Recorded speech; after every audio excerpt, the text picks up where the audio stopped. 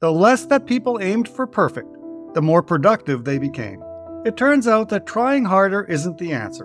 Grinding more isn't the solution. Chronic starters can become consistent finishers. Welcome to Philosopher Insights, the podcast that delivers wisdom in minutes a day that you can put into practice daily and strive to master over a lifetime. The podcast committed to sharing ideas that encourage you to bridge the gap between who you are today and the person you aspire to be in the future. Hi, my name is Herb Lamba, and welcome to my podcast, where I will share practical insights from the world's best authors. Knowledge isn't power. Applied knowledge is. The quest to become the best version of you starts right now. Hi, and welcome to Philosopher Insights. My name is Herb Lamba. Today we're discussing finish. Give yourself the gift of done. The author is Jon Acuff. The book is published in 2017. I want to share a number of my favorite insights from this book, starting with Day After Perfect, Cut the Goal in Half, Fun Goals Win, Hiding Places, Noble Obstacles, Beware of Secret Rules, Use the Data, The Three Fears of Perfection, and finish it off with a final thought. So let's start with the introduction. Quote, I thought the biggest problem was the phantom of fear that prevented them from beginning. If I could just nudge them across the starting line, everything would work out. Fear was the ghost holding them back, and starting was the only way to beat it. I was half right. The start does matter. The beginning is significant. The first few steps are critical, but they aren't the most important. Do you know what matters more? Do you know what makes the start look silly and easy and almost insignificant? The finish. According to studies, 92% of New Year's resolutions fail.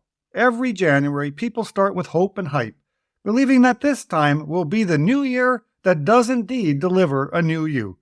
But though 100% start, only 8% finish. Statistically, you've got the same shot at getting into Juilliard to become a ballerina as you do at finishing your goals. What was astonishing to me is something that should be more apparent to all of us. The exercises that caused people to increase their progress dramatically were those that took the pressure off.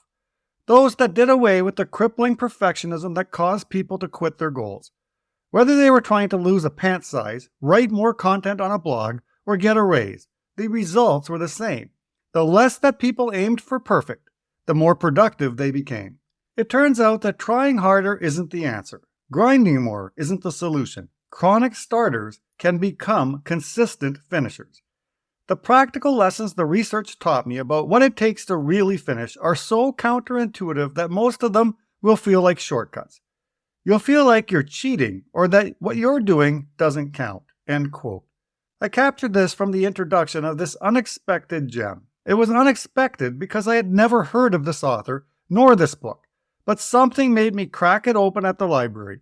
I read one paragraph and I was hooked, because Jon Acuff combines both humor with counterintuitive advice that helps you recognize the importance of finishing the things you start, and why so many of us fail to do it consistently. Insight number 1, the day after perfect. Quote, if you interview people about why they quit their goals, they all use similar language. I fell behind and couldn't get back on track. Life just got in the way and my plans got derailed. The project jumped the tracks and got too messy to fix. The words might be different, but they're all saying the redundant same thing. When it stopped being perfect, I stopped too. You missed one day of your diet and then decided the whole thing was dumb. You were too busy to write one morning, and so you put your unfinished book back on the shelf. You lost one receipt and then gave up on your entire budget for the month. This is the first lie that perfectionism tells you about your goals. Quit if it isn't perfect. End quote. I love it when the author's wisdom slaps me in the face.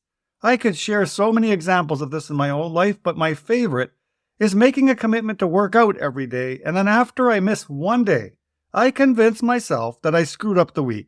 So let's lie on the couch and eat Oreo cookies while watching mindless television until next week. Next week, it's game on. Acuff argues that we need to let go of perfectionism and embrace imperfection if we want the reputation of a finisher. The secret to transforming chronic starters into reliable finishers is learning to tolerate imperfection. The day after perfect is the day the chronic starter gives up. Quote, Day 2 is when I see the largest drop-off. Why that day? Because imperfection doesn't take long to show up. Imperfection is fast, and when it arrives, we usually quit. That is why the day after perfect is so important. The day after perfect is what separates finishers from starters. End quote. Insight number 2. Cut the goal in half. Quote, so what's the worst that would happen if you cut your goal in half or gave yourself more time? We already know the best that could happen. You'd improve your odds of success by 63%. But would the world fall apart if you did less or it took longer? This idea definitely goes against every goal-setting bit of wisdom you've ever heard. I know that, but remember, we're trying to do 2 things here. 1 is finish, and 2 is beat perfectionism. Cutting your goal in half is kryptonite for perfectionism. It makes absolutely no sense and sends a bright flare into the night about your intentions. Not only are you refusing to give in to perfectionism, you're setting yourself up for success before you've even started. End quote. It is such counterintuitive advice that goes against goal-setting best practices. But if the objective is to reduce our chances of quitting on our goal, then maybe this is sound advice that merits further exploration and experimentation. Quote, 90% of the people who cut their goals in half said they had an increased desire to work on their goal. It encouraged them to keep going, and it motivated them to work harder because the goal seemed attainable. End quote. These were the results from one of Jon's 30-day hustle challenges, and what he found consistently is people felt great about their achievement and were motivated to continue, even though the goal was reduced to half of the original goal. It's okay to think big, but don't be afraid to commit to small. You may feel like you're cheating, but you remain motivated, inspired, and continue to get results. Insight number 3. Fun goals win. Quote, why in the world would anyone ever pick a goal they didn't enjoy? Why would someone pick something boring or painful or frustrating as their New Year's resolution? It's because perfectionism is sneaky. Perfectionism believes that the harder something is, the more miserable something is, the better it is. The 4th lie it tells you is, fun doesn't count. The crazy thing is that the aggressively non-fun approach doesn't work. It might make you look good on Instagram as you impress your friends with your miserable grind, but scientifically speaking, joyless goals fail. Fun not only counts, but it's necessary if you want to beat perfectionism and get to the finish. End quote. The research from the 30-day hustle challenge indicated that choosing a goal you think is enjoyable increases your likelihood of satisfaction by 31%. The second benefit to picking something you enjoy is that it increases performance success by 46%. It is time to ask a very important question. How could this goal be more fun?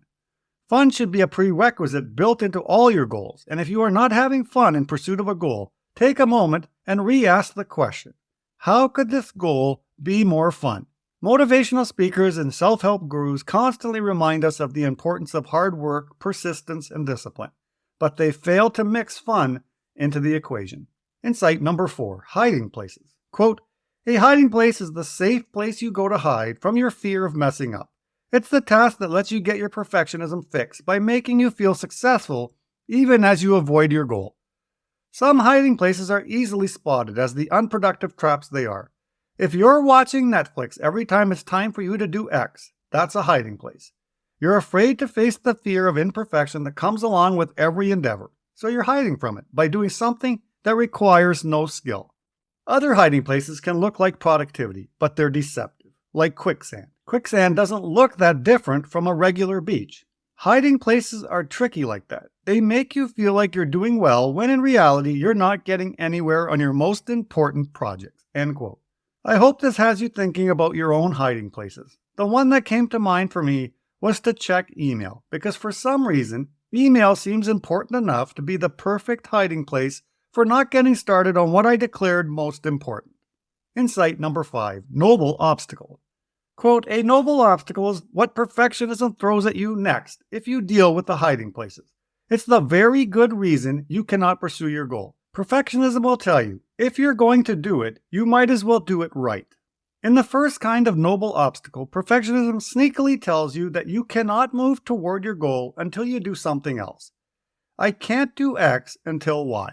In the second kind, perfectionism tells you that reaching your goal could actually produce bad results to make you a bad person.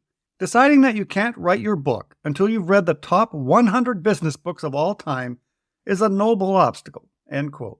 Beware of the noble obstacles in your life that are preventing you from moving towards your dream.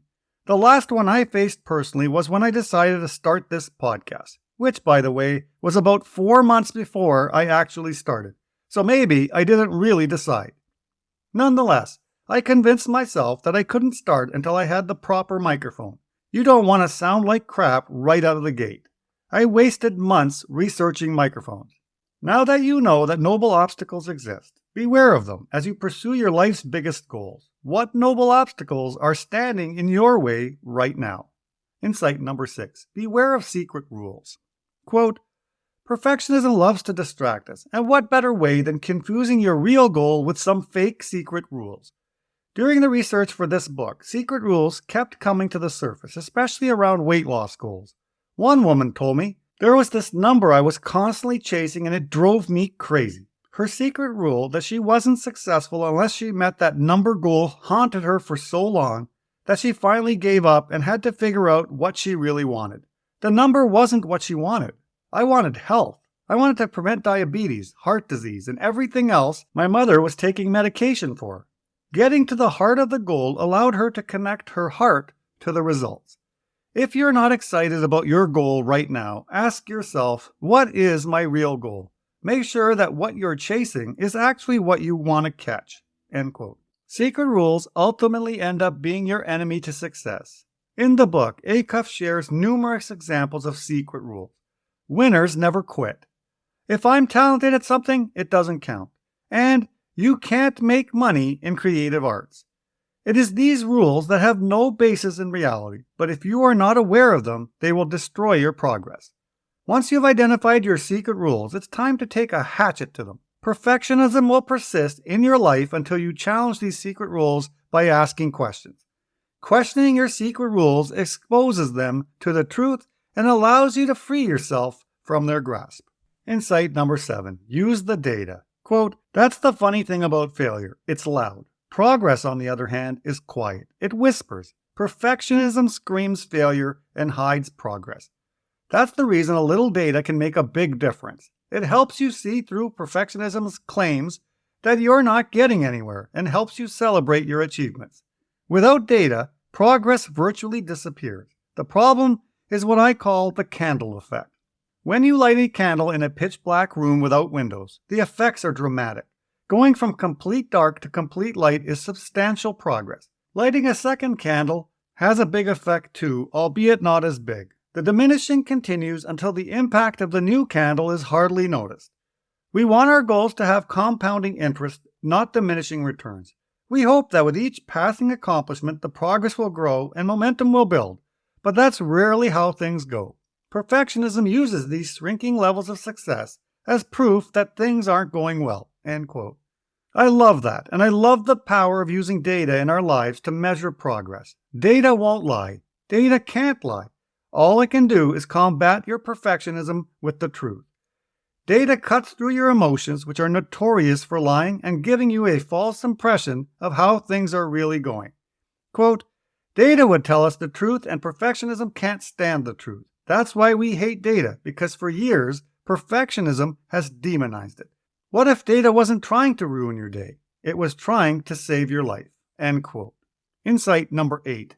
3 fears of perfection. Number 1. The fear of what happens next. Quote, sometimes you're not afraid of the finish. You're afraid of what happens after the finish. It's one thing to complete your book. It's another thing to have that book open to feedback from strangers on Amazon. Strangers can't critique your thing if it's never done. It's easier to hide your idea in a box under your bed than it is to share it with the world. End quote. As difficult as this may sound, we have to learn to worry about what happens next after we finish the important goal we are striving towards now. The moment you get too far in front of the present moment is when you start to feel that anxiety and worry about what comes next. You are playing right into perfectionism's hands. Number 2, the fear that it won't be perfect. Quote, I read 7.9 of the 8 Harry Potter books. Not sure what that means? You must be a normal person. I didn't want the series to end and was afraid that the ending wouldn't be amazing. So I got right up to the line, read thousands of pages, and then I quit. This happens with books and movies and goals because perfectionism throws one last pitch at you. As you round the last corner, it gets louder. Oh, almost done. How exciting. I hope it's everything you want it to be. Wouldn't that be terrible if it wasn't? Can you imagine? That would be a letdown. End quote. You have to ignore perfectionism when it is screaming at you, trying to predict that something you want so badly in life won't be good enough. Nobody really knows the outcome until after, and you cannot let perfectionism convince you that it knows in advance. Number 3, the fear of what now? Quote, when people say it's lonely at the top, I think they're referring to the unbelievably heavy sense of what now that lands on you after you accomplish something. The first fear, what's next, is about what happens to the goal you've finished. Dreaming about a business is a lot easier than actually finishing and opening one. What now is about finding a new goal entirely. If you have a single-minded focus on some goal and suddenly it's done, what do you do now? Don't let the fear of what's next steal the joy of finishing what's now. Don't let perfectionism distract you with a fictional second goal when you've got a real one almost done. End quote. I love how Acuff exposes the games that perfectionism plays to try and pull us off track. It is easy to get distracted by what may be next for you, but those are thoughts you address once you've achieved the goal in front of you today. Insight number 8, final thought. Quote, why do I believe in finishing? Because I believe in you. I believe there's more. Scratch that. I believe there's a lot more. Why do I believe that? Because I've seen it 1,000 times in 1,000 different people working on 1,000 different goals. And if you try even 1/10 of the things we talked about in this book, you'll get to see it too. Starting is fun, but the future belongs to finishers. Ready to be one? End quote. That concludes the insights I wanted to share from Finish. Give Yourself the Gift of Done by Jon Acuff. If you found these insights valuable, please look at applying at least one of them to your life and go out and get this book. You will love it. You've been listening to Philosopher Insights with your host, Herb Lamba. If you enjoyed this episode and you'd like to support the podcast, please share it with others, post about it on social media, or leave a rating and review. To go deeper with me, you can register for free at www.philosopherinsights.com for instant access to a growing library of Philosopher Insights, which are 8 to 10 page PDFs plus 20-minute MP3s that break down my favorite insights from the world's best personal development books. To catch all the latest from me, you can follow me on Facebook at Optimal Herb. Thanks again, and I'll see you next time.